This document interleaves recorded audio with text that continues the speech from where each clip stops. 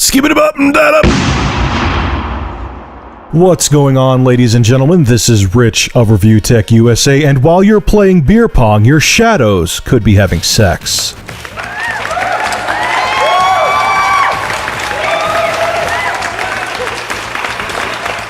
I don't think today's game needs any introduction. This is Streets of Rage 2 for the Sega Genesis, or Bare Knuckle 2 for the Sega Mega Drive if you're overseas. Awesome, classic, legendary beat 'em up. Those are the only words I could use to describe it.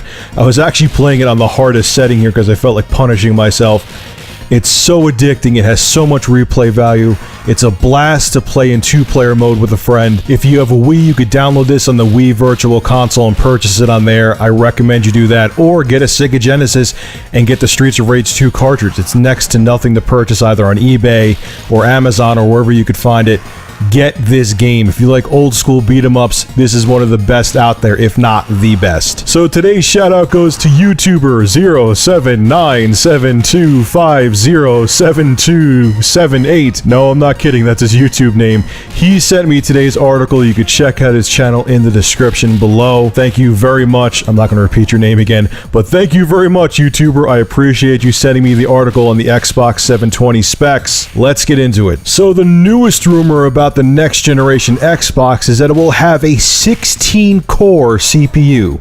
No, that's not a typo. The latest issue of Xbox World reports that codenamed Durango development kits were sent to developers last month. This came right after secret meetings were held in London. Obviously, the Durango kits don't look like the final hardware. The kits will more or less be power PCs in regular PC cases. But the hardware inside is identical to the next generation Xbox, which is set to release in late 2013. Xbox World is saying that the Durango's dev kit is powered by a state-of-the-art 16-core IBM PowerPC CPU, with the dev kit also sporting an AMD Radeon 7000 series graphics card. And yes, they're still talking about a 7670 or a Radeon HD 6670. Either way, it doesn't matter. Both the 7670 and the 6670 have the same exact specifications. Xbox World goes on to say, I quote, "It's a ridiculous amount of power for a games machine. Too much power even. But remember, Connect 2 could chew up 4 whole cores tracking multiple players right down to their fingertips, so it will need a lot of power. But 16 cores though? Microsoft and Sony are standing by their statements that they will not show a next-gen console at E3 in June. However, developers are working towards an LA debut for their next-gen software, whether Microsoft and Sony are ready to show their consoles or not. That'll be funny, they're showing next-gen games for supposedly non-existent next-gen consoles. That's not going to go over too well. So what do I think about these GPU and CPU rumors for the next-generation Xbox? Well, one of them has to be a pile of crap. One of them has to be false and inaccurate. And I'm going to put my money on that the 16-core CPU is just a rumor for the next generation Xbox. First off, even the most demanding games made today are only using 2 cores. So if you have a ridiculously powerful gaming PC, most of the games you play on there are only using 2 cores. So if you have a quad-core processor or a 6-core processor, guess what? Most of the games you're playing are only utilizing 2 cores. Now, obviously, as games become more demanding, they're going to utilize more cores and do more things with game engines, but they're not even fully taking advantage of quad-core processors yet. So what the hell will be the point of a 16-core processor in the next generation Xbox? Then what makes that rumor even more ridiculous is this.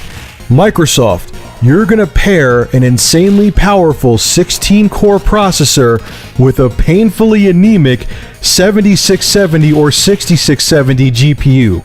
You want to talk about a bottleneck? That's like me right now building an Intel i7 gaming machine using all top-of-the-line parts and going, I'll just put an 8800 GT in there. You know what's funny? If you go to GPUreview.com and you compare the 8800 GT to the 7670, the 8800 GT, which is now a 5-year-old card, actually outperforms the 7670 in certain aspects. Not all of them. The 7670 has it in most, but there's a couple that the 8800 GT actually outperforms the much newer card.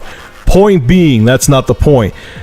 You're going to have this high-priced, ultra-powerful 16-core processor paired with an entry-level video card that's going to be a huge bottleneck. It doesn't make sense. So obviously, one of these rumors, either the rumor about the GPU, they're either going to use a more powerful GPU, or the rumor about the 16-core CPU are totally false. One of them cannot be true. It wouldn't make any sense. I mean, AMD just launched a 16-core processor last year for the business market. It's brand new, painfully expensive technology. And they're gonna plop that tech inside the next generation Xbox in this economy? I don't think Microsoft's that dumb. Anyway, ladies and gentlemen, tell me your thoughts on this. Do you believe that Microsoft actually would put a 16-core CPU in the next gen Xbox? Or are you in my camp and think it's totally impractical, will make the console painfully expensive, and to have a processor with that much computing power is total overkill and unnecessary? Make sure to rate, comment, favorite, and subscribe. And if you have an interesting news story you would like discussed in one of my videos, send me a private message with a link to the article on either Gtopia or YouTube. And if I use your news story, I will give you a shout out in the video and feature your channel in the description.